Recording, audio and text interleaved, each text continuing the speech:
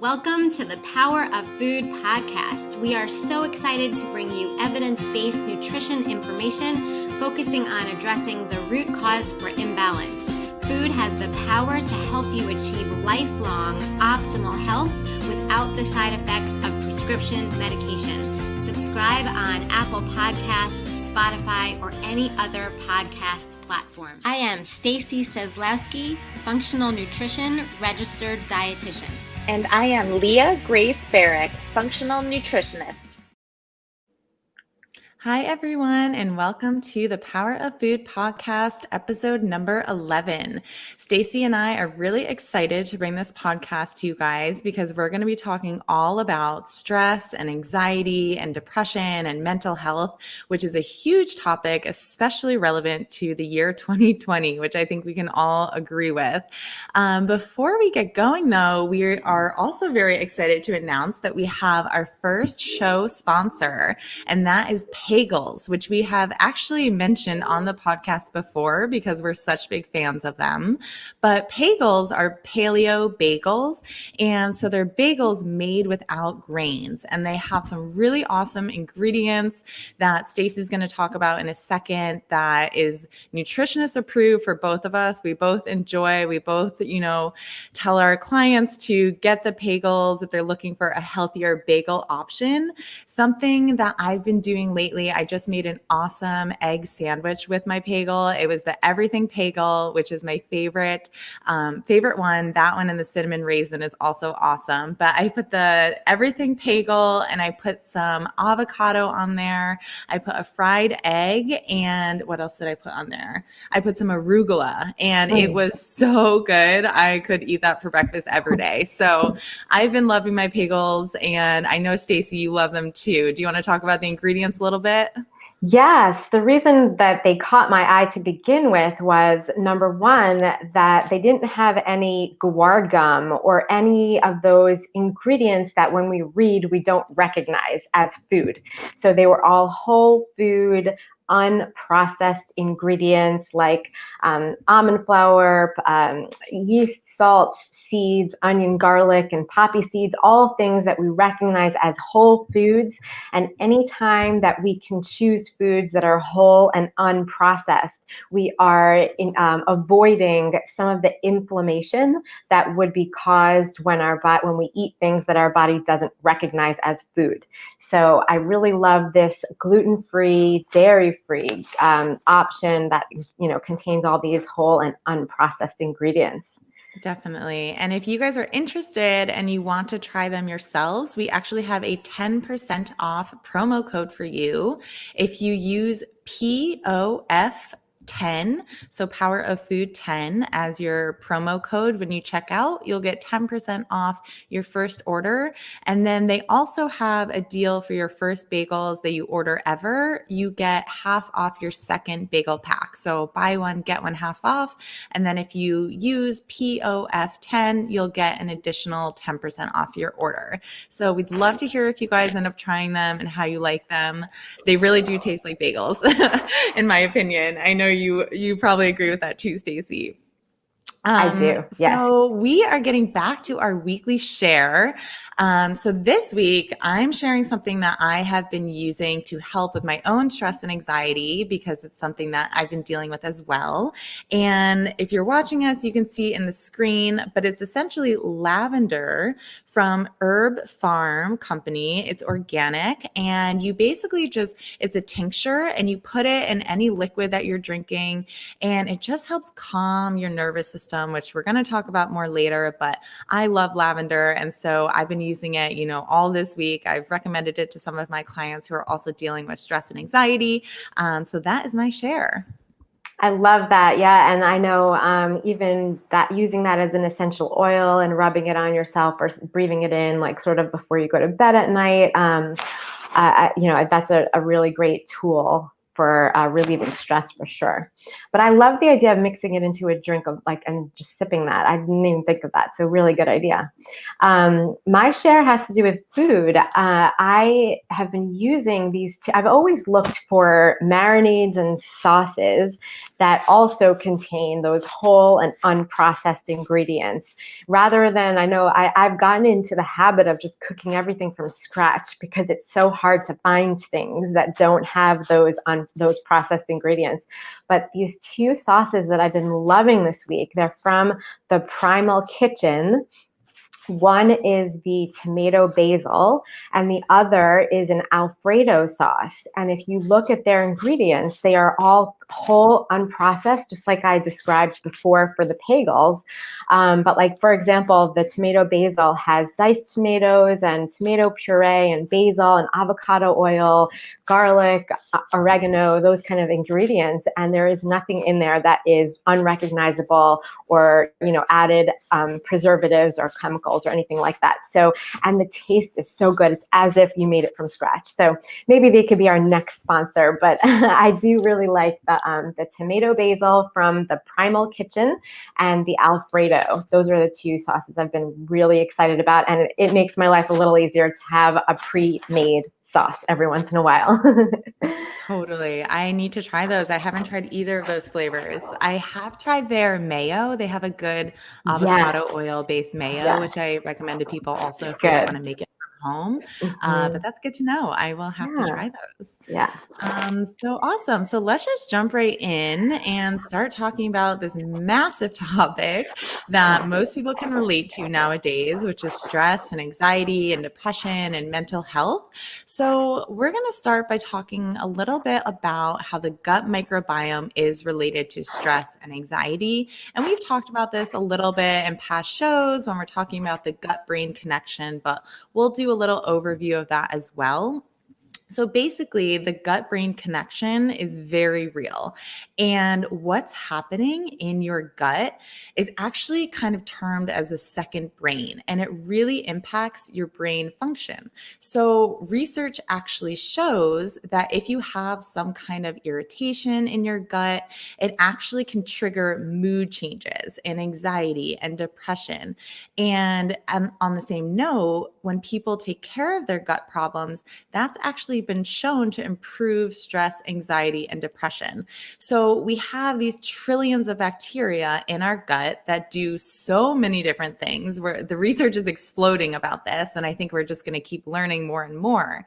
But it's shown that when people have dysbiosis or overgrowth, or they don't have enough diversity, that can negatively impact their brain health and their serotonin levels, because most of our serotonin is made in our gut. So the gut brain connection is very real. And when people are struggling with stress and anxiety and depression, I always look at gut health first. What do you think about that, Stacy? Do you have anything to add? Yeah, no, it's so interesting how the bacteria in our gut is what releases those hormones like serotonin and dopamine, and they go directly to our brain and impact our feelings, whether we're happy or sad or nervous. So it depends, and the research, like you said, has been shown that the types of bacteria will tell which hormones are being released. So there are many people who will take, like, let's say, a stool test, which will tell you the types of bacteria that live in your gut.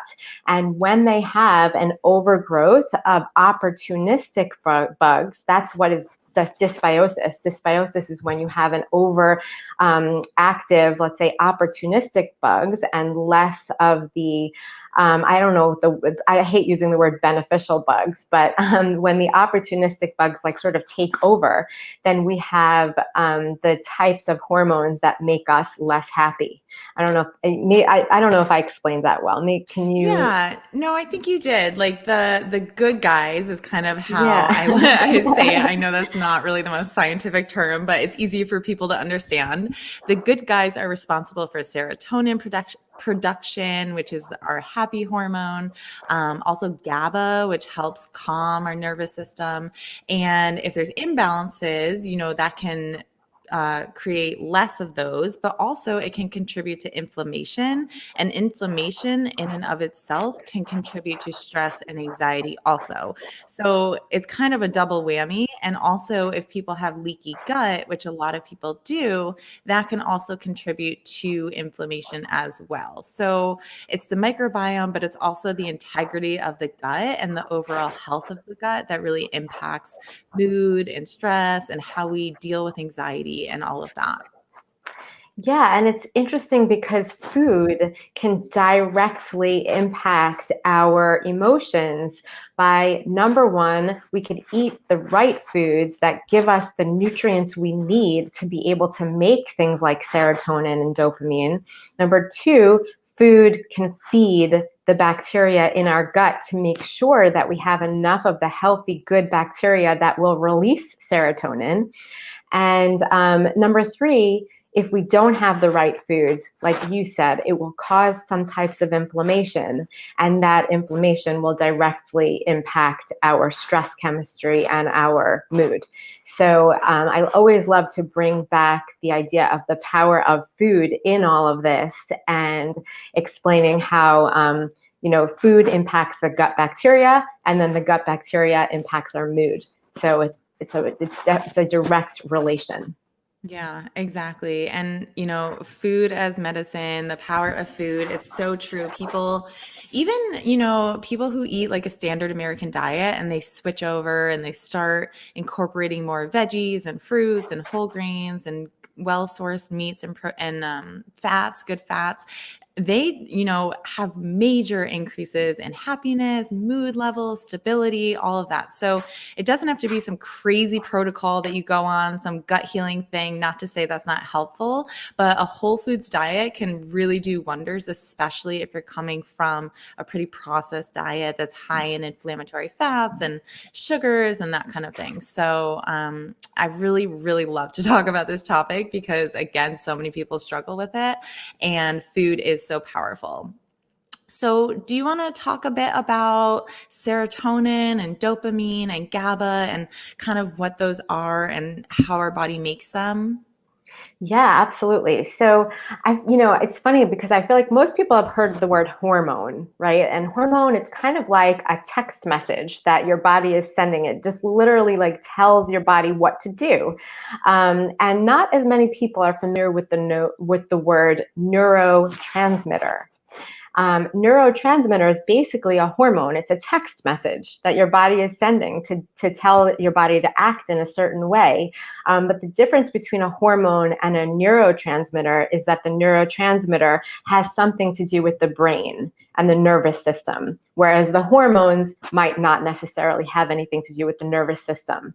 So the serotonin and dopamine and GABA, these chemicals that we've been mentioning, they are all neurotransmitters. So they're basically hormones that stem from the nervous system, and they do impact the way that we feel, the way that we react to things.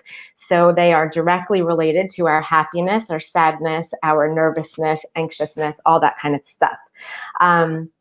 Serotonin is kind of like the happy one. Dopamine also has something to do with our happiness and sadness, and emptiness. All of these are sort of like related in so many ways. GABA is the one that keeps us calm and relaxed and helps us fall asleep at night. So when there's an imbalance in these, we absolutely feel less happy or more sad or more anxious or unable to sleep. And again, we're going to use food to help our body create these hormones or neurotransmitters. We're also going to use food to impact the gut bacteria to make those neurotransmitters. And finally, we're going to use food to reduce the inflammation so that we don't have extra stress. So that's kind of my big overview. Maybe talk on, let us know like sort of what foods we can eat to create serotonin and stuff like that. Yeah, so that was an awesome overview. Thank you for that. So serotonin, as you said, is really the happy hormone and the happy neurotransmitter. 90% of the serotonin in our bodies is made in the gut, which is just mind-boggling. And so it really helps with stabilizing mood, our feelings of well-being, as you were mentioning. And so serotonin has what we call a precursor, which is what turns into serotonin in the body. And this is an amino acid, which is a building block of protein called tryptophan. And most people have probably heard of this because it's what everyone talks about with Thanksgiving when we get really tired after our meal, which, side note, has more to do with the calories you're eating and like alcohol than the less to do with turkey. Yeah, exactly. In the turkey does have tryptophan, but it's not going to make you like take a nap after your Thanksgiving meal. But yeah, so we want to make sure that we're eating enough tryptophan. So that's turkey, nuts, cheese, red meat, eggs, soy products, and salmon all have tryptophan, which again is the precursor to serotonin. And certain foods do have serotonin in them, but it's not like we eat these foods and then it automatically acts as serotonin in the body. You need like vitamin B6 and some other processes to happen. But these foods are bananas and pineapples are two that have serotonin in them.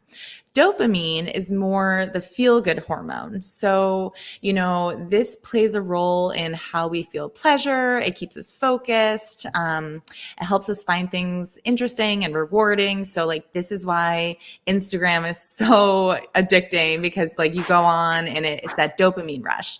So dopamine, it goes through a couple different processes as well. And for dopamine, we need something called tyrosine, which is another amino acid. And this can be found in cheese, in meats, in fish, in dairy, in soy, also seeds and nuts. Beans and lentils are all great for this. We also need magnesium for this process as well. So dark leafy greens, nuts and seeds, beans and whole grains are all great. GABA, as you mentioned, has a calming effect. So this is an inhibitory process.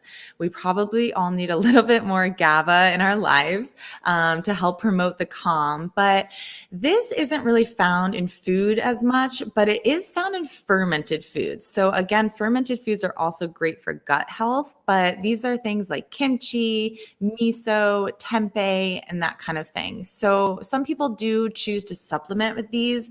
Definitely check with your healthcare provider to see if that's right for you. But some people do choose to supplement with GABA just because it is a little bit harder to get from food. Did you have any foods or anything you wanted to add to that, Stacy? Yeah, just that the only thing is, even though GABA is not in food, there's definitely things that we could eat to help your body promote the conversion of something called glutamate to GABA. So if you ever heard of like taking magnesium glycinate before you go to sleep, or even drinking bone broth, which has glycine in it, those are just some examples of things that will help that conversion from something called glutamate to GABA. So, but yeah, you gave a great overview. I think you mentioned all the foods that I had besides chocolate, which you didn't mention, but chocolate is another one that can promote the production of serotonin and dopamine. But other than that, I think you got them all. Yeah. And then the next sort of direction to go in is what can we do in our lifestyle and our behavior to also promote the bacteria in our gut that's going to release serotonin, and the ability of our body to really balance these neurotransmitters. And just one example is keeping a really good, healthy circadian rhythm. So circadian rhythm is basically the rhythm that our body goes through when we have energy in the morning, in the middle of the day, and then we start to get a little bit more tired towards the evening. And having that pattern with circadian rhythm is especially healthy for not only ourselves to maintain our energy levels and the healthy processes that our body has to go through all throughout the day, but it also maintains the circadian rhythm of the bacteria that live in our gut. So they also follow a circadian rhythm along with us. And again, research has shown that people who have fragmented sleep or less duration of sleep, then they have more of those opportunistic bugs in their gut, which I said before was linked to less serotonin and dopamine and those other neurotransmitters. So just keeping a healthy circadian rhythm and promoting the good rhythm of those gut bacteria is just another lifestyle modification to include along with your diet as a means of creating good energy, good happy and good emotions, and less stress. Totally. I'm so glad you mentioned that. And a couple of my favorite hacks to just share really quick to help with that circadian rhythm are to go to bed at the same time every night and wake up at the same time every morning. So weekend, weekday, keep it consistent. And then when you wake up, if you can, get outside without sunglasses, get exposure to the sun, even if it's cloudy out for 10 to 15 minutes, go for a walk if you can. And that just helps signal to your brain that it's morning, you have increased cortisol then, it will help wake you up. And then also just really focusing on sleep hygiene before you go to bed. So avoiding blue light from technology, winding down, maybe drinking some lavender tea, reading a book, doing whatever you need to kind of relax, deep breathing. And then my other favorite one is to wear blue blocking glasses throughout the day. So essentially, these are just glasses that you get. They're not a prescription, and they just block the blue light on your screen. So a lot of technology now actually has an option to go into what they call night mode. So you can also set that on your computer or on your phone, which I do. I think it goes off at actually you can set it to sunset now that I'm thinking about it. So your computer will automatically shift to kind of a more orange or yellow hue. But on top of that, throughout the day, I like to wear my glasses, especially when I'm on the computer a lot. And that just helps the blue light not really disrupt your circadian rhythm as much. So those are a few of my favorite hacks for that. Yeah, great ones. And the more that I kind of like to look at those things almost like a checklist. And the more we can check off that we're doing, then the better off our circadian rhythm would be, the better off, so many people complain about fatigue and loss of energy. And sometimes it's as easy as this, like it seems overwhelming. And it seems like, why can't I figure out why I'm tired all the time? And sometimes it's just these easy tweaks that really can impact the way that they feel all day long. So yeah, great list. So we've talked about the gut microbiome, we've talked about foods, and we've talked about the circadian rhythm and that kind of lifestyle modification. One thing I wanted to also bring up is that our nervous system has these sort of two processes. One of them is fight or flight. And that's a healthy process to have because we do have to, have the ability to fight and to defend and to handle stress and challenges and things like that. But we just don't want that to be overemphasized all day and all night. The other process that our body has is rest and digest. And it's important that we intentionally push our body into that sort of rest and digest process while we're eating so that we have good digestion and metabolism while we're getting ready to go to sleep at night. And it's really important to know that sometimes it's in our own control to choose which process our body is going to take. So although we're faced with stress, constant stress all the time with what's going on, in our families, in our homes, in our lives, and in the world, it's still within our control to force our body into that process of rest and digest throughout the day in order to give our bodies a break from this constant work and constant stress that we're faced with. What do you think about that?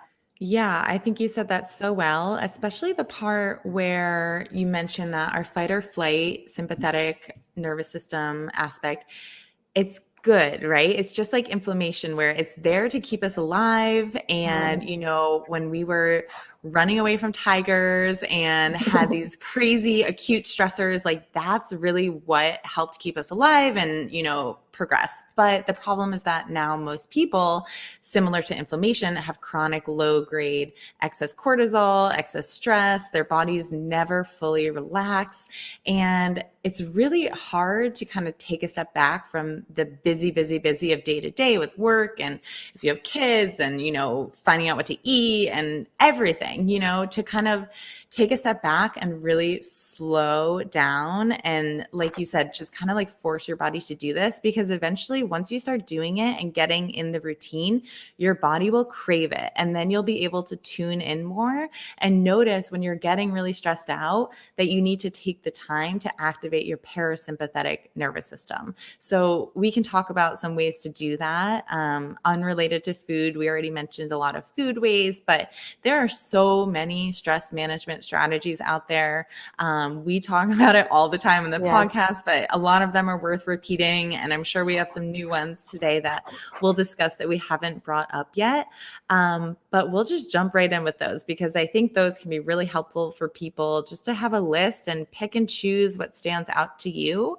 So the first one that I'm going to share is to find something that brings you joy. So something that you love doing, whether you already know it or you have to find out what you're passionate about or what you're interested in or what makes you happy, because it's so easy to get in this routine of waking up, going to work, coming home, watching TV, going to bed, and not really doing anything that makes you happy.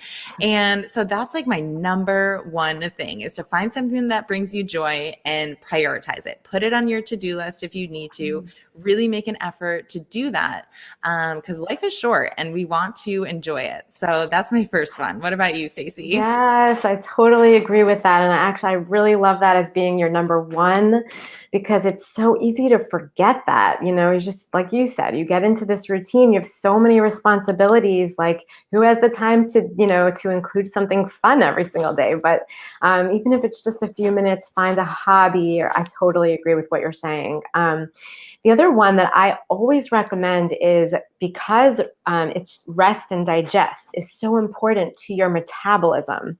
I always recommend, before you're about to eat, to put down your work and to, think about eating mindfully and appreciate what you're eating. Focus on it, enjoy it, try to slow down what you're eating. And, so you just get into this routine of, like, you're so busy just grabbing food and on the run, eating while you're in the car or while you're doing your work. And if it takes you going to the bathroom and doing some breathing strategies to just clear your head of everything that you're focused on and just pay attention to the food. I really believe that there is something to be said for those people who pray before they eat, because they, say, I'm going to be thankful for what I'm about to eat, and they focus on that. And that is what promotes digestion and metabolism. So oftentimes when I meet with people who are struggling with weight loss, it may be because if they're eating on the run all the time, basically their body is saying, well, we don't have time to digest this. We're going to store this as fat while we get done all this other stuff that you're thinking about. So if you're struggling with weight loss, think about slowing down, putting the work down, and eating mindfully as one means of, forcing this rest and digest to take place. Totally. So important. And like you said, you're not going to digest and absorb the nutrients if you're running around while you eat. So even if it's the healthiest meal in the world, you're not going to be getting all the nutrition out of it that you could if you're eating it stressed out and not really focusing, versus taking a deep breath and stimulating that rest and digest. So I'm glad you mentioned that one. My next one is yoga and gentle movement.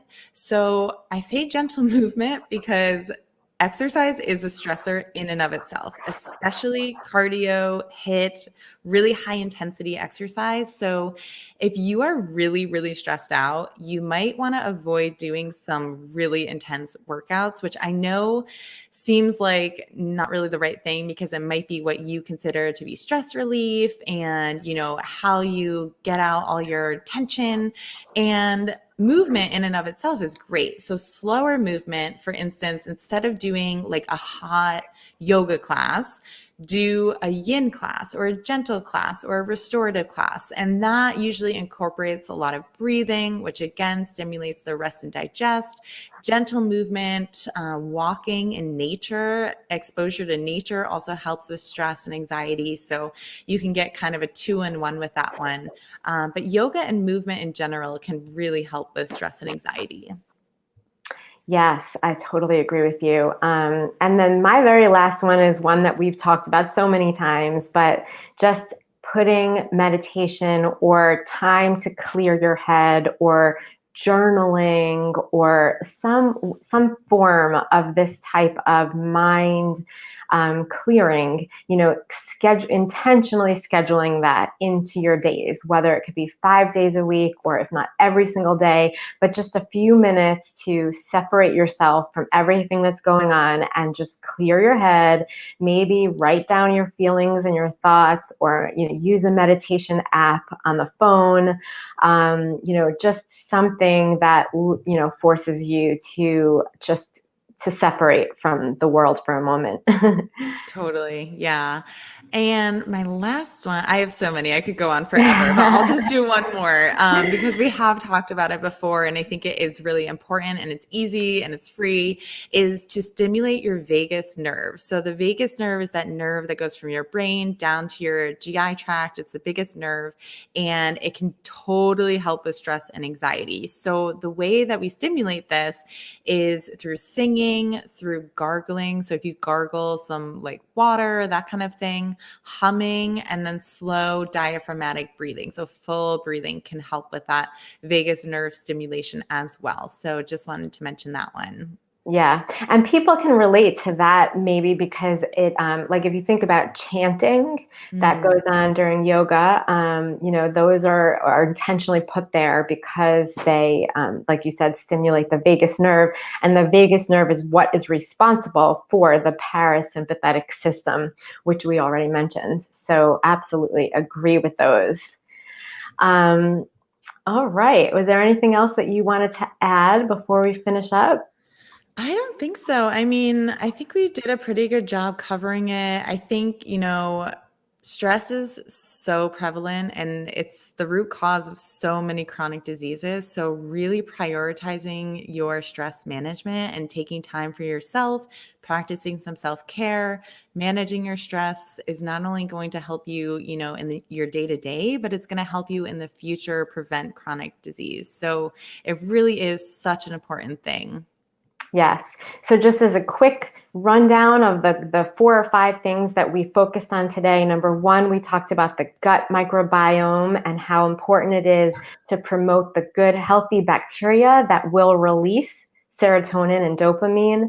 We also talked about specific foods that help your body create those hormones or neurotransmitters.